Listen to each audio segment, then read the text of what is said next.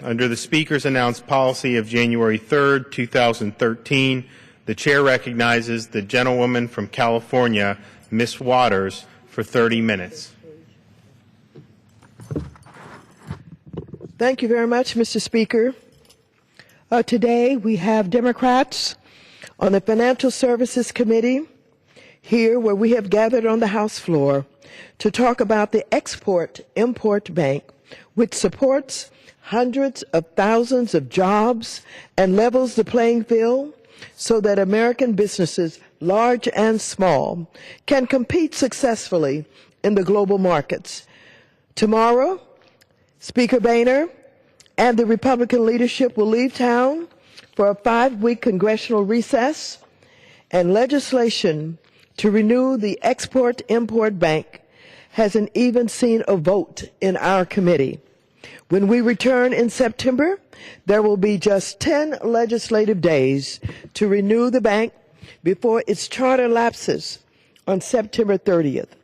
This ideological push to abolish the Ex-Im Bank is an irrational crusade to destroy an agency that supports hundreds of thousands of jobs and propels economic recovery without costing taxpayers a dime. The result could be the end of an institution that over the past 5 years has supported 1.2 million private sector American jobs and over 200,000 jobs last year alone. Additionally, the Ex-Im Bank reduced our national deficit by returning over $1 billion to taxpayers last year alone through interest and fees. Still, critics of the bank say it is a risk to taxpayers, that it picks winners and losers, and that it interferes in the free market and therefore creates a less efficient economy. And for all of those reasons, it should be abolished, they say. But first, let me say, this notion that there's such a thing as pure free enterprise that, if left to its own devices, would flourish with total efficiency and self-discipline and allocate resources and spread risk in such a way that accrues to the benefit of everyone in society. This notion of just pure free enterprise simply doesn't exist. In fact, I thought one of the lessons we learned from the recent financial crisis is that markets must be embedded in systems of governance. The idea that markets are self-correcting, many of us thought, had received a mortal blow.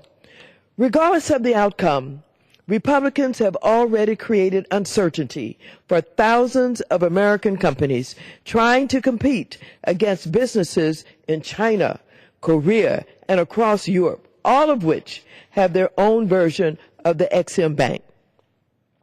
Mr. Speaker, I'd like to enter into the record a letter from Mr. Steve Wilburn, who is the CEO of the green energy company, Firm Green, who lost $57 million in contracts because of uncertainty surrounding the future of the Ex-Im Bank.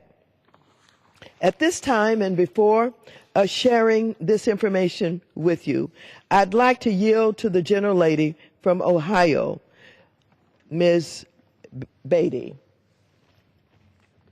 I did it wrong. Mr. Speaker, and thank you to Ranking Member Congresswoman Maxine Waters. Mr. Speaker, I rise today in strong support of the Export-Import Bank and current legislation H.R. 4950 to reauthorize the bank, introduced by my freshman colleague and fellow Financial Services Committee member, Congressman Heck from Washington. The Export-Import Bank has been helping United States businesses of all sizes sell their products around the world for over 80 years. But despite the bank's proven track record of creating jobs, helping American businesses compete globally, and reducing the federal deficit, a faction of House Republicans want to close the door of this important federal agency forever. Mr. Speaker, shutting down the Export-Import Bank makes no sense to me, and it makes no sense to my constituents. In my congressional district, Ohio's 3rd, 10 companies, including 6 small businesses, have grown because of Export-Import Bank. These businesses have been able to expand sales internationally and create jobs locally because of the Export-Import Bank. Earlier this month, I received a letter from CEO of Jenkins Majestic Paint, a manufacturer in my district. In his letter, he writes, quote, "Normally we would not write in context of Washington cross currents about the bank. However, it would be very unfortunate if the Congress cannot reach a responsible bipartisan reauthorization of its work to encourage commerce for American-made products abroad and to help expand U.S. employment from sales beyond what is available on the home front," end of quote. Mr. Speaker, this is just one of many letters I have received from affected constituents. I've also heard from a young man who works at International Risk Consultants, a Columbus-based company that provides guidance to small businesses to export internationally. He writes that, quote, "The XM Bank offers trade finance solutions that work for small businesses that cannot find alternatives in the private market," end of quote. He closes his letter in this way. I think most telling, quote, "Perhaps the most devastating effect of not reauthorizing the XM Bank will be visited upon the many firms that never began exporting, but would if they were introduced to XM Bank solution." Mr. Speaker, Congress should not allow an extreme faction of the Republican conference to execute an ill-conceived and destructive plan to close Export-Import Bank. My constituents deserve better, Ohioans deserve better, and the American people deserve better. I urge the House Republican leadership to bring H.R. 49, a bill with over 200 co-sponsors, to the floor so we can keep the Export-Import Bank operating and, more importantly, keep Americans working. Thank you, Mr. Speaker, and I yield back. Mr. Speaker, I ask unanimous consent that all members have 5 legislative days to revise and extend their remarks and insert extraneous material in the record on the topic of my special order. Without objection.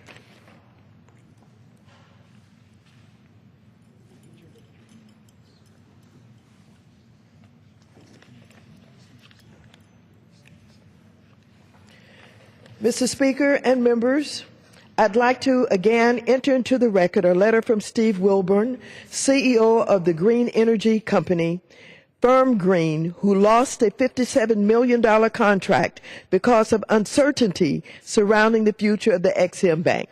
I'll read you excerpts from his letter.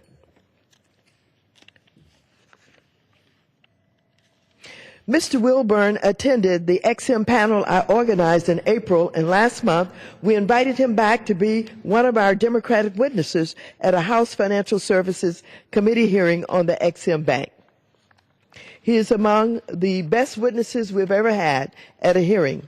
In his letter, Mr. Wilburn explains that Firm Green's export potential has been directly affected by the uncertainty of reauthorization of XM Bank U.S. and the aggressive finance terms offered by the Korean XM Bank.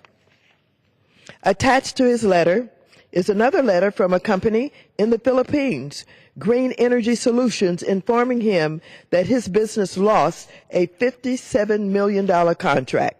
The letter begins, and I quote, "Dear Mr. Wilburn, in view of the uncertainty of the reauthorization of the XM Bank and project finance structure you proposed had become problematic.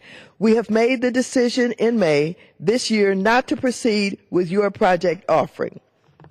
Mr. Wilburn goes on to say, in summation, as a combat decorated veteran, small business owner, job creator, exporter, and concerned citizen, I believe we should not unilaterally disarm and abandon the very governmental agency that allows U.S. manufacturers and other U.S. exporters to fairly compete on the world's trading stage.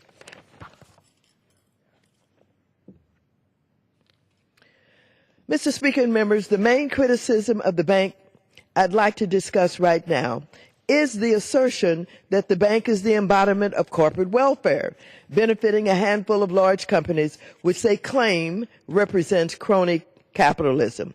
Last April, again, I held a panel on the Ex-Im Bank, which included a number of small business owners from across the country. They came here to Washington to discuss their work with the bank and how the bank helped their companies compete in the global marketplace.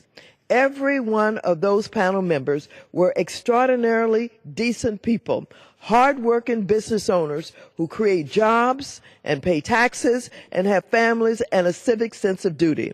And this is why I'm so offended by this label of crony capitalists that critics like to attach to users of the bank. Those of us who know what it's like to live behind a label understand how they work. Once you're able to put a label on something or to someone and it sticks, then you can be done with them. And if enough people can be convinced that customers of the Ex-Im Bank are crony capitalists, well, there's nothing left to do but get rid of them. It's so important to note that while a good amount of the bank's support goes to large companies, the vast majority of Ex-Im transactions, nearly 90%, help small businesses. In fact, if the Ex-Im Bank were abolished today, it would affect small and medium-sized businesses just as much or more as large exporters. Perhaps more, given the distinct challenges and risks small businesses face when looking to export. Moreover, large U.S. exporters that benefit from high dollar volumes of Ex-Im financing also have large domestic supply chains, which consist largely of small and medium-sized businesses that benefit indirectly, but it is very important, in very important ways from Ex-Im support. At this time, I would like to enter into the record excerpts from Breck Manufacturing and Hansen Engineering. Without objection. This is a letter from Mr. Greg Lay, Vice President first of Hansen Engineering. I'll read this letter first from Hansen Engineering. Hansen Engineering Company is one of many small businesses in the South Bay area of Los Angeles, California, that is dependent on Boeing contracts to support the business. 90%, he says, of our contracts support Boeing aircraft, either directly or indirectly, through our prime aerospace companies throughout the world. My company staffs approximately 60 employees who live in the South Bay and surrounding areas and depend upon the support of Boeing for the well-being of their families. Without the reauthorization of Ex-Im Bank, it would be impossible for us to have a big impact on the health of our businesses. It is employees and their families. Next, we have the letter from Breck Manufacturing. Breck Manufacturing Company is a small business in California with 170 employees who have a critical interest in foreign sales of Boeing commercial aircraft. The Export-Import Bank plays an important role as an intermediary in the sale of these aircraft. This letter is to express our support for the Ex-Im Bank as it is key to securing additional sales of Boeing commercial aircraft. He goes on to say our representatives who support the military should also be concerned with the Ex-Im Bank because of the role it plays in supporting jobs in companies like ours, both large and small, across the country. He further states, we supply critical aircraft structural components which are key to successful safe air transport and air defense. There are many others like us who represent thousands of high-skilled and well-paying positions with good benefits. Please express our support for the EXIM Bank to your colleagues. We're counting on them to do the right thing and support American manufacturing jobs. At this time, I'd like to yield to the gentleman from Washington, Mr. Heck, who is a leader with a bill that is reauthorizing, that would reauthorize the EXIM Bank if we can get the support from the opposite side of the aisle that we need. Thank you. I thank the ranking member of the committee very much, Mr. Speaker. I'm going to offer 4 elegant, simple, straightforward reasons why it is so critically important that the U.S. Congress reauthorize the Export-Import Bank prior to its expiration on October 1st, and they are simply as follows. The Export-Import Bank creates jobs, it helps small businesses, it promotes fiscal responsibility, and it advances economic growth. With respect to jobs, it's already been cited that in the last 5 years alone, the Export-Import Bank is responsible for the creation of over 1 million jobs, 205,000 jobs in just the last year. But here's what's not been said. Export-related jobs in America pay 13 to 18% more than non-export jobs. So it doesn't just create jobs, it creates good jobs. And it helps small businesses.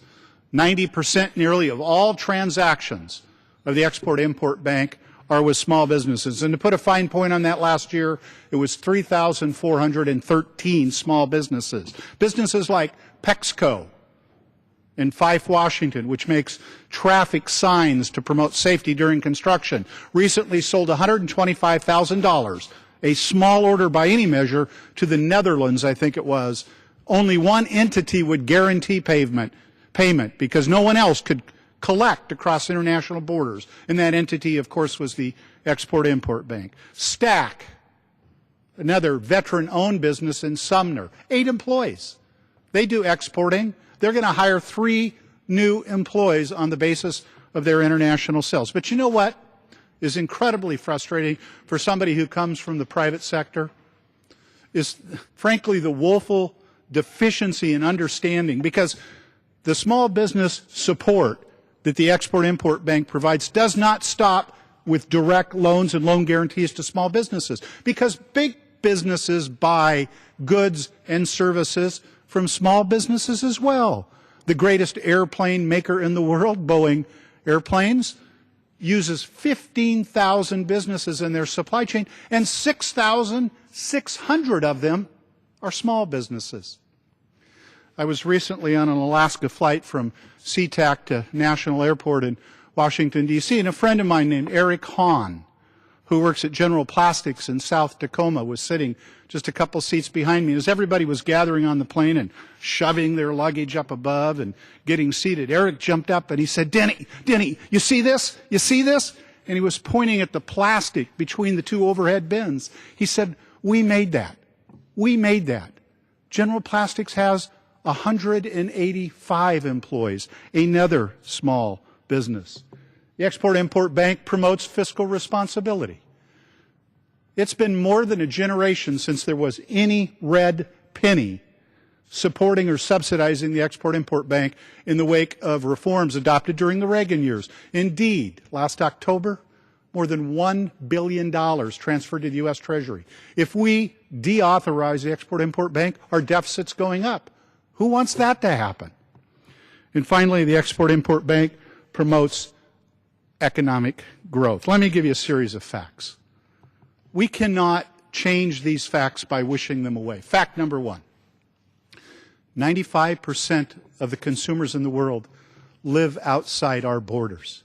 95% plus, actually. Another fact, since 1980, global trade has increased something like 5-fold. 5-fold. And let me give you another fact.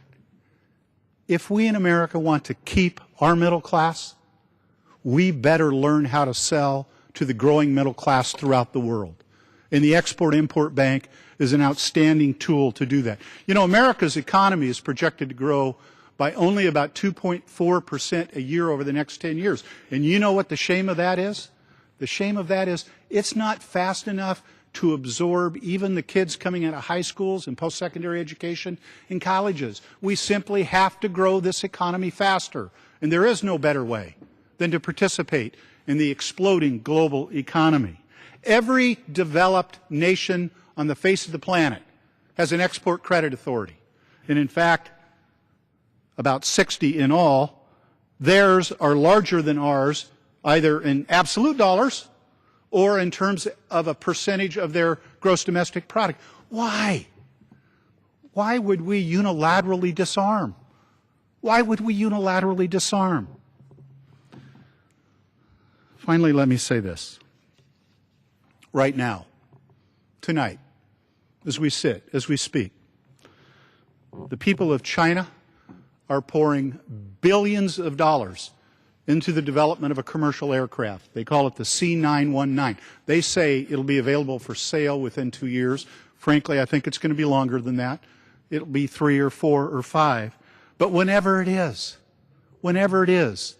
they're going to create even more fierce competition for an industry that is a bulwark of America's manufacturing base.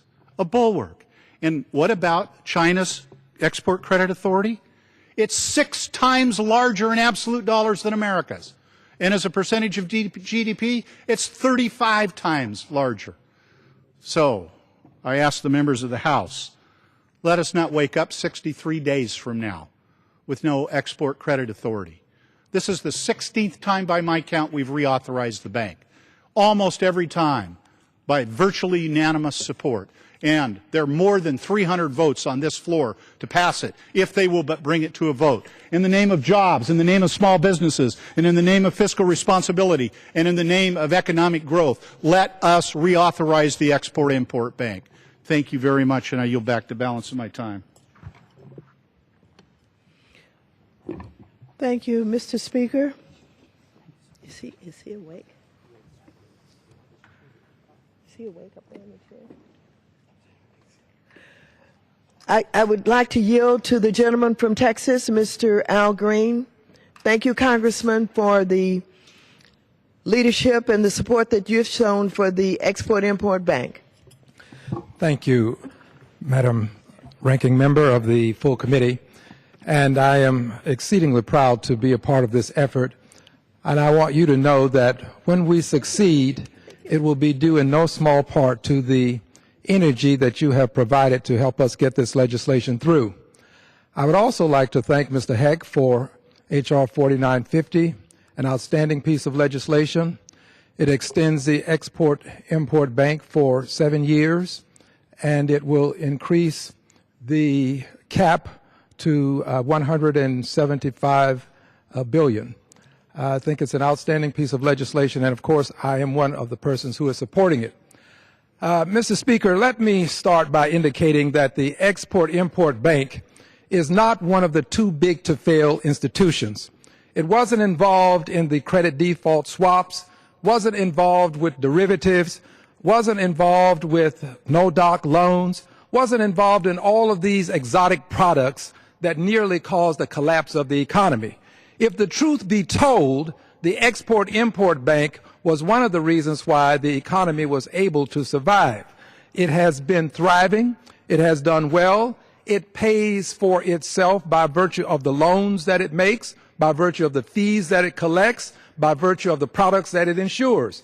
The Export-Import Bank makes good sense. I find no business people in my community who are in opposition to the Export-Import Bank. It is not too big to fail, and it should not be too small to save. We ought to do what we have done 16 times in the previous 80 years, and that is reauthorize the Export-Import Bank, a clean bill, and do it with very little fanfare. Unfortunately, that is not the circumstance that we confront presently. Unfortunately, there are persons who believe that the Export-Import Bank no longer serves a useful purpose. Well, it serves a useful purpose for the people in my district, and the facts speak for themselves. In my district, between 2007 and 2013, in the 9th Congressional District, we had a total of 88 export importers. We had 39 small businesses, 13 minority-owned businesses, and 4 women-owned businesses. And we are proud of these businesses that are owned by women because we still contend that when women succeed, America succeeds. The Export-Import Bank is on the agenda to help women succeed. I would add that there are businesses that have indicated that they are supportive, and I have a letter from the company in Houston. The style of it is the South Coast Products Company. And I just shall read an excerpt from their letter. I have many letters to read, but I shall pick a few and just read excerpts. This one reads, and it's addressed to the Honorable Maxine Waters. We are a small manufacturer in Texas that exports thread and valve lubricants, primarily to the oil and gas industry. We have used Export-Import Bank's export credit insurance for 13 years. During that time, our export business has grown by a factor of 15 because of the security offered by our policy with Export-Import.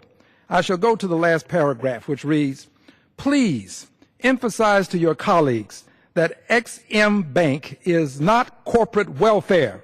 This is a business that has written this to us, or a charity of any kind. It facilitates U.S. exports, especially for small businesses like us, while supporting itself. Please do not let them put our livelihoods on the chopping block for their own political gain. This is from South Coast Products, a Texas business. I would also like to read a letter from the Greater Houston Partnership. The Greater Houston Partnership is the preeminent chamber of commerce in my area. It is called the Partnership because we do things differently in Texas. And the Partnership is also joined in this letter by a good many other entities that I shall name after having read an excerpt from this letter. It reads, the Houston region continues to enjoy strong economic driven in large part by the Export-Import Bank. In order to keep momentum, it is crucial that Congress supports tools encouraging businesses to expand into new markets and create new jobs. The Export-Import Bank of the United States is one of these tools, and we ask that you support this legislation. The letter is addressed to me.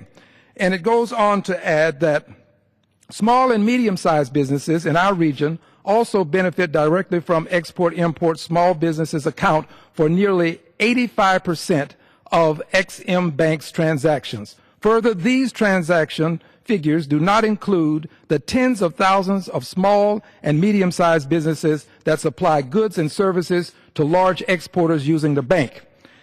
This is signed by the Bay Area Houston Economic Partnership, the Baytown Chamber of Commerce, the Brenham Washington County Chamber of Commerce, the Clear Lake Chamber of Commerce, the Greater Beaumont Chamber of Commerce, the Greater Tomball Area Chamber of Commerce, the Houston East End Chamber of Commerce, the Houston Northwest Chamber of Commerce, Lake Houston Area Chamber of Commerce, League City Chamber of Commerce, Pearland Chamber of Commerce, West Chambers County Chamber of Commerce, and the Wharton Chamber of Commerce. I close simply with these words. Businesses are supportive of the XM Bank. People understand the necessity for it. We but only need to have a vote on it to get it continued. I yield back the balance of my time. Mr. Speaker and members, you have heard about businesses in any number of districts that receive the support from the XM Bank. I would like to read to you excerpts from a letter from Chairman Hinterland's district. This is from Fritzpack. And this letter is about how XM Bank helped save my business, he says. His name is Gabriel Ojeda, president of Fritzpack Corporation. And this is the excerpts I would like to read. During the past 5 years, we've grown our international sales from 15% to over 35% of our business. We now have major trading partners in over 30 different countries, including Brazil, Russia, India, and Taiwan. Most recently, we exhibited our products at BAMA International Trade Fair in Munich, Germany. So what is Fritz Pack Corporation today? We're an American manufacturer of the best concrete admixtures in the world, and we sell them as far as Yellowknife, Canada, and as far as South Wellington, New Zealand. We may be small, but we think big. In an age where everything seems to be made someplace else, we're thriving here in the USA, and in no small part due to the services provided by Ex-Im Bank. Lastly, I'd like to read excerpts from Mr. Mike Boyle of Best in New Hampshire.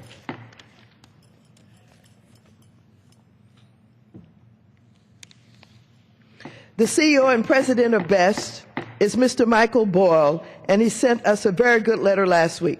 The gentlewoman's time has expired. We will enter into the record these letters that we're not able to read this evening. I thank you, and we'll yield back the balance of our time.